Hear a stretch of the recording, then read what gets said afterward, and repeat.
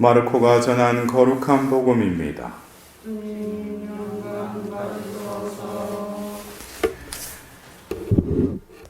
그때 예수님과 제자들은 벳사이다로 갔다. 그런데 사람들이 눈먼 이를 예수님께 데리고 왔으는 그에게 손을 대어 주십사고 청하였다. 그분께서는 그 눈먼이의 손을 잡아 마을 밖으로 데리고 나가셔서 그의 두 눈에 침을 바르시고 그에게 손을 얹으신 다음 무엇이 보이느냐 하고 물으셨다.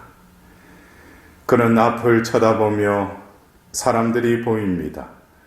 그런데 걸어다니는 나무처럼 보입니다 하고 대답하였다. 그분께서 다시 그의 두 눈에 손을 얹으시니 그가 똑똑히 보게 되었다.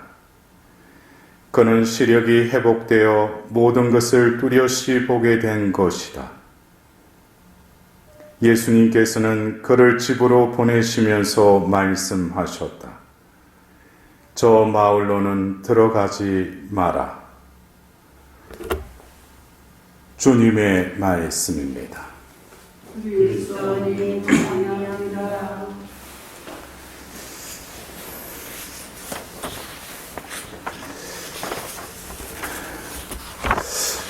오늘 문득 이 미사를 시작하면서 그 참회식을 할 때 가슴을 치면서 제 탓이요 제 탓이요 저의 큰 탓이옵니다 하면서 이어서 그러므로 간절히 바라오니 평생 동정이신 성모 마리아와 모든 천사와 성인과 형제들은 저를 위하여 하나님께 빌어주소서. 매번 바치는 이 기도지만 문득 우리가 그 참회를 하는 데 있어서 내가 하나님께 나아가는데 걸림돌과 또 장애물을 매번 걸리지 말아야지, 그 장애물을 또 헤쳐나가야지 하면서도 끊임없이 또 되풀이되는 그 죄 속에서 나의 힘으로는 되지 않으니까 다시금 도우심을 청하는 것이죠. 성모 마리아와 모든 천사와 성인들, 천상의 거룩한 자들에게 도움을 청하는 동시에 성인과 형제들은 저를 위하여 하나님께 빌어주소서. 여기서 그 형제들이라고 하는 것이 어쩌면 우리가 여러분들도 죄를 성찰하고 또 통회하고 정죄하는 고해성사를 이렇게 고백을 하기 전에 여러분들이 자신이 어떤 죄를 지었다고 고백을 하는 데 있어서 자기 혼자 이 죄를 지었느냐 이거죠. 어떻게 보면은 제가 이 죄를 짓고 나서 성찰할 때 보면은 내가 어떤 죄를 지은 그런 장본인이지만 이 죄로 이끄는데 여러 가지 요인이 작용했다는 것이죠.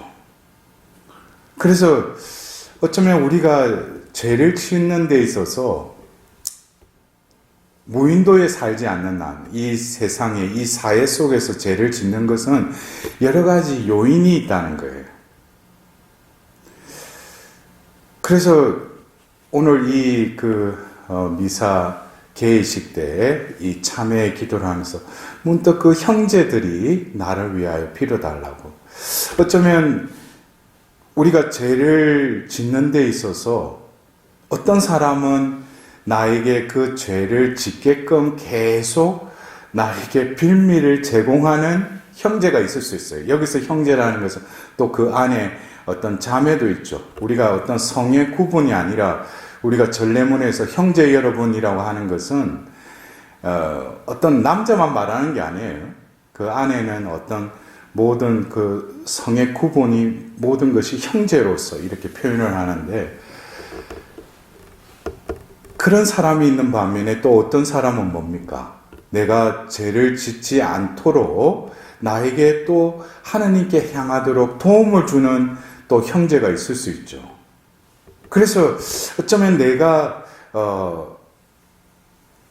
지은 죄지만 여러 가지 주위에 사람뿐만 아니라 환경도 또 그 죄를 짓게 하는 요인이 될 수도 있죠.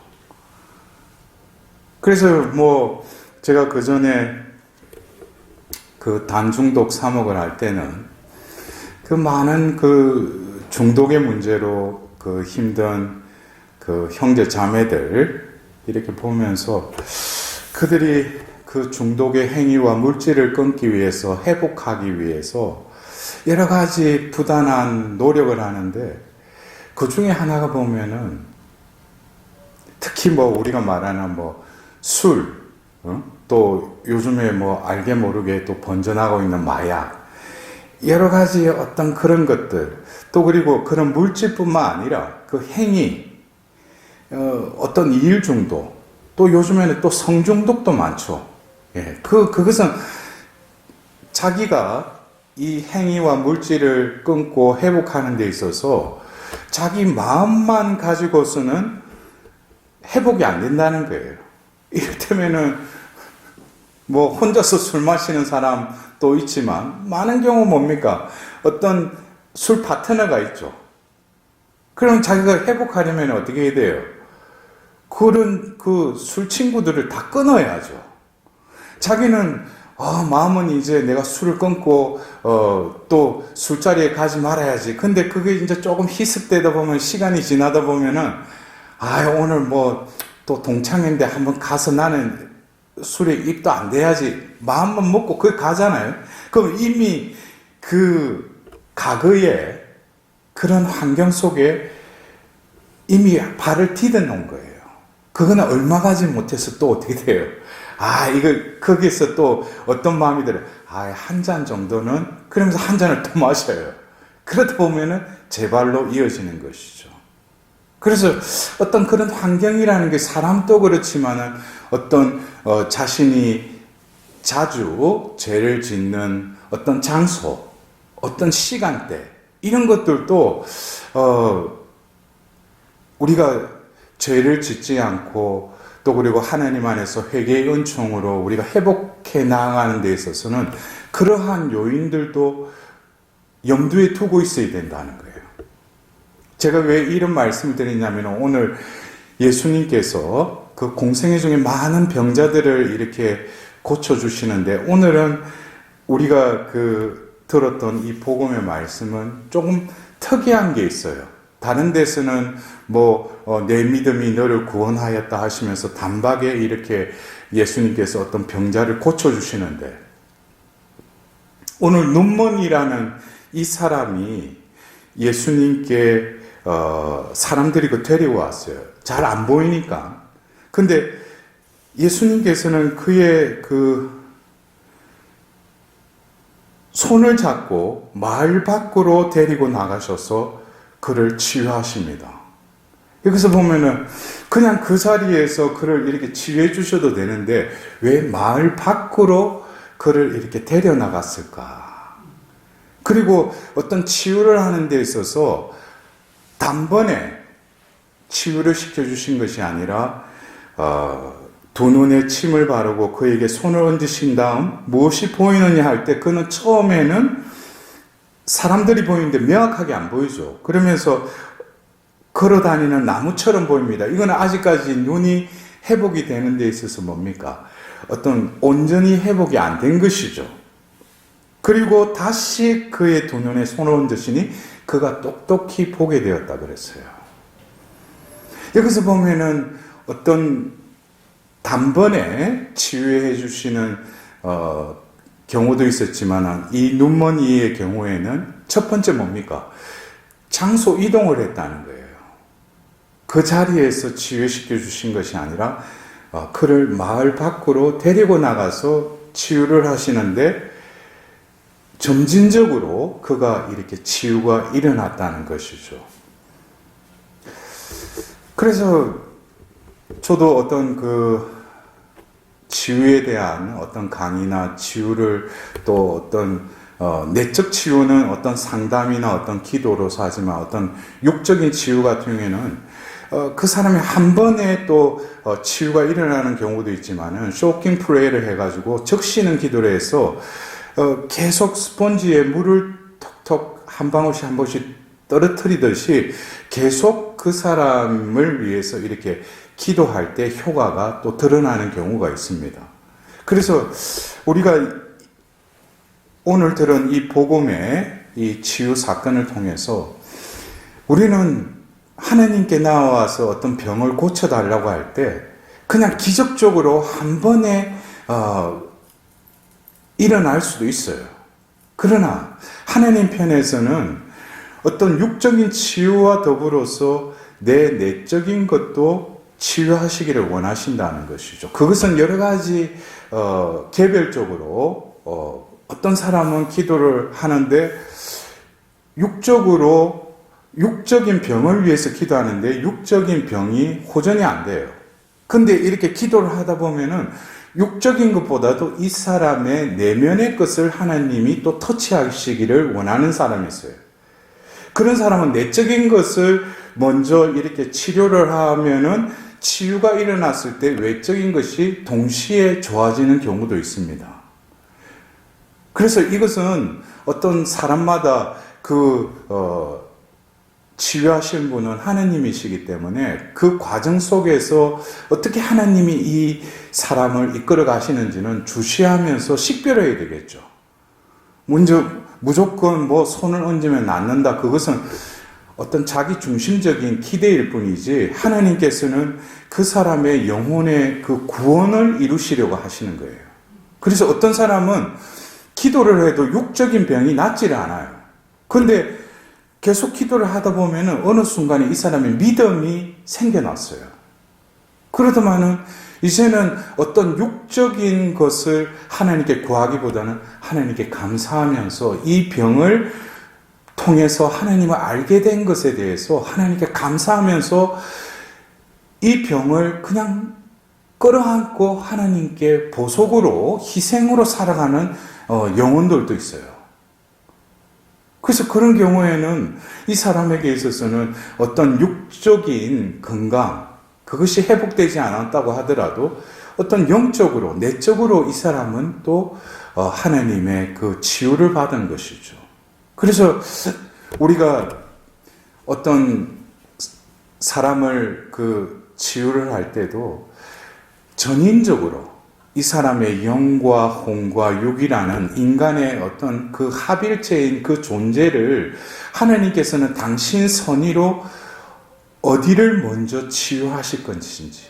그래서 제가 어떤 그 치유에 대한 강의를 할 때 많은 경우 어떤 육적인 치유를 이 사람은 원하는데 많은 경우 임상적으로 제가 이렇게 접한 바에 의하면 영적인 치유를 하나님께서 또 먼저 하시려는 경우가 많아요.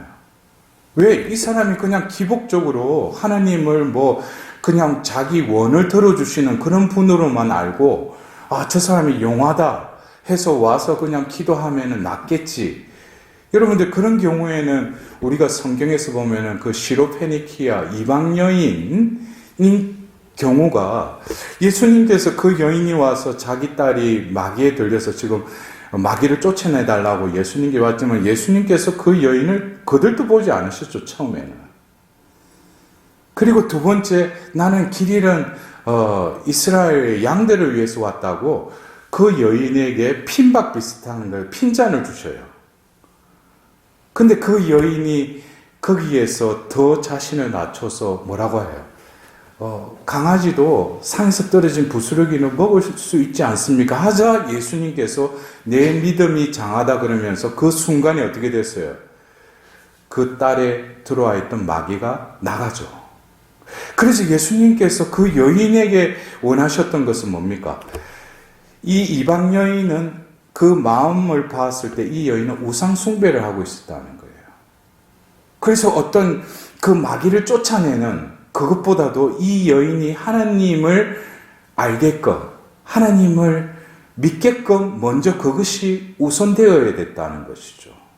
그래서 우리가 이 성경에 그냥 뭐 병을 낫게 하시는 예수님 거지만 어떤 상황에 따라서 우리는 여러 가지 하나님이 인간의 존재를 회복시키기 위해서 여러 가지로 개별적으로 필요한 것을 하나님께서 또 이렇게 역사하신다는 것을 우리는 또 바라봐야 할 것입니다.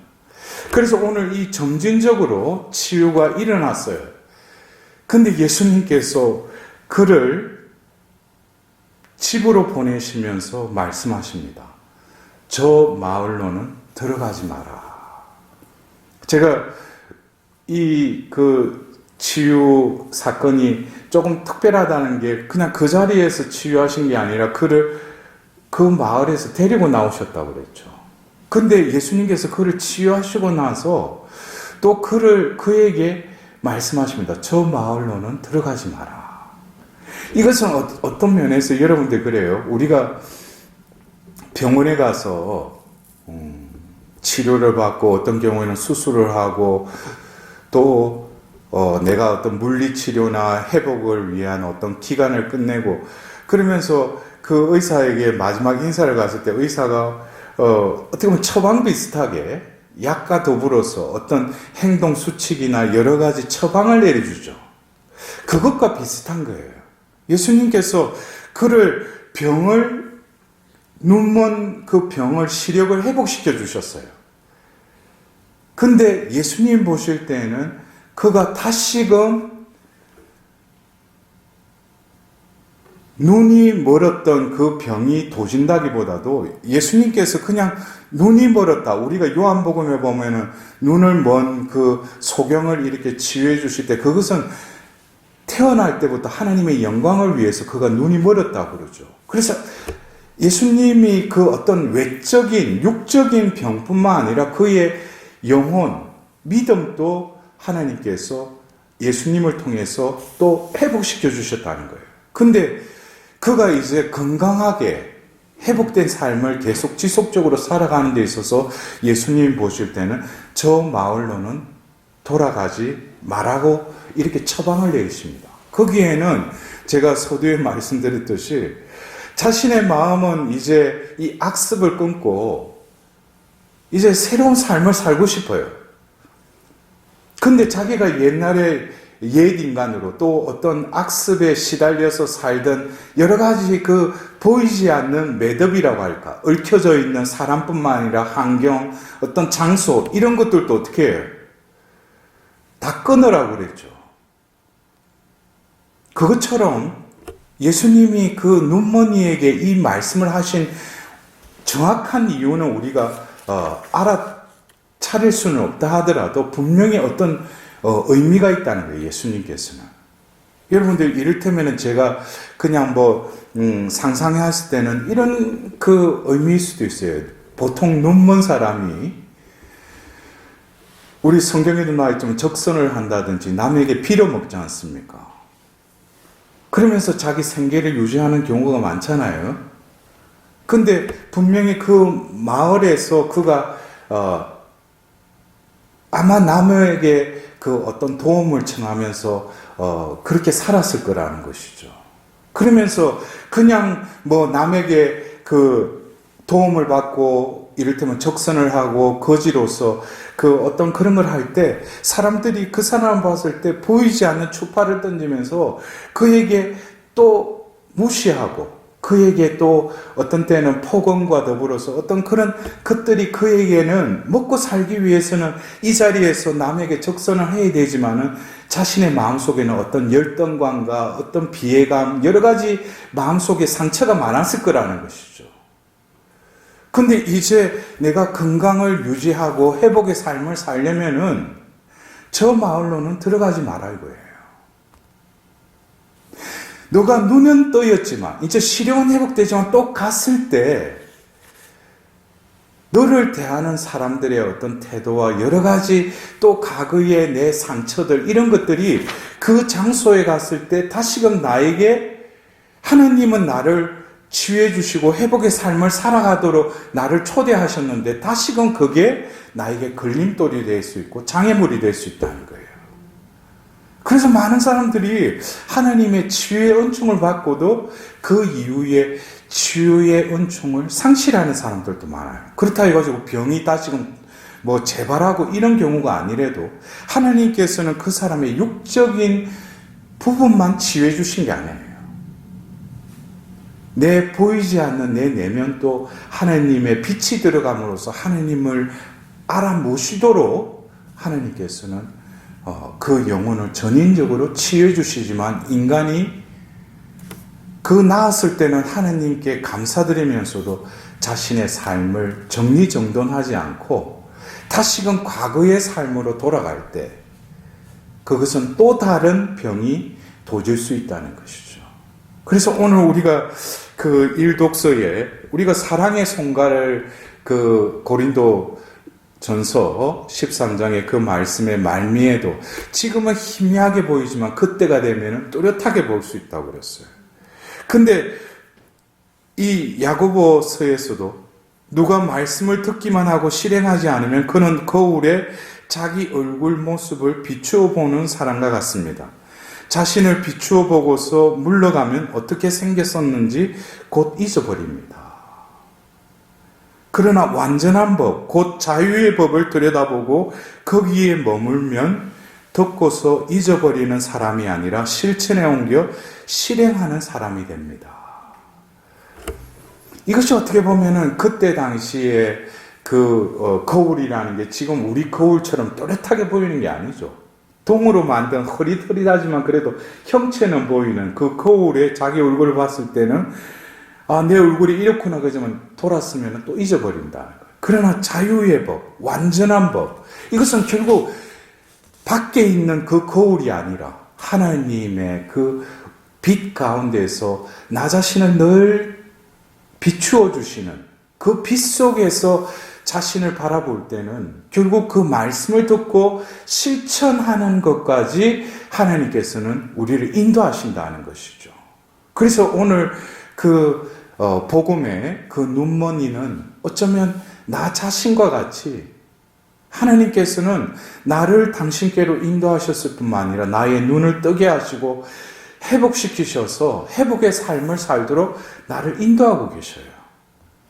그러나 제가 오늘 그 참회 때 형제들 중에도 나에게 진정으로 영혼의 선익을 위해서 도움을 주고 하느님과 하느님께 나아가는데 동행을 하는 형제들이 있는 반면에 어쩐 세상적인 친분으로 해가지고 믿음이 없고 하나님을 부정하는 이들 계속 가까이 하다 보면은 자신의 믿음이 제대로 서 있지 않으면은 또 거기에 물들어 버려요.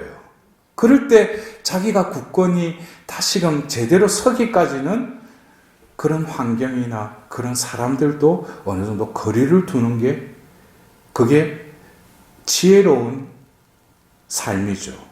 왜? 우리에게 있어서는 우리가 가고자 하는 것은 하나님께로 가기 위한 구원의 여정을 우리는 지금 걸어가고 있지 않습니까?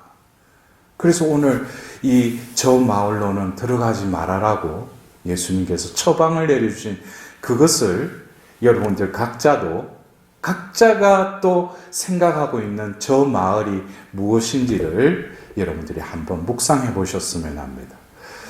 마지막으로 우리가 악습이라고 그러잖아요. 악습이 뭡니까? 악한 습관이죠. 습관이 뭡니까? 계속 되풀이되면서 자기가 학습하고 계속 되풀이해서 내 의지가 그것을 행했을 때 습관이 되고 내 삶이 또 그 습관으로 인해서 지배당하죠. 내 말하는 것도 오늘 야고보 사도의 말씀처럼 말 듣는 것은 빨리 듣고 말하기는 더디하라고 그랬어요. 이것으로 계속 뭡니까? 그 걸림돌에 빠져들어가는 사람들이 너무나 많잖아요. 듣는 것보다 그냥 입으로 그냥 바로 말해버리잖아요. 그래서 우리가 그러려면은 이 악습이 있듯이 우리에게 선으로의 그 습관 역시 뭐겠습니까? 오늘 예수님께서 저 마을로는 들어가지 말아라는 자신이 안주하고 지냈던 그 편안함의 마을일 수도 있어요. 그러나 나에게 펼쳐진 것은 하나님께 나아가기 위한 광야와도 같은 어떤 내가 경험하지 못한 또 다른 길로 나아가야 된다는 것. 그것이 바로 좁은 문을 향해서 나아가는 그 길임을 우리가 깨닫고 오늘도 우리를 치유해 주실 뿐만 아니라 우리의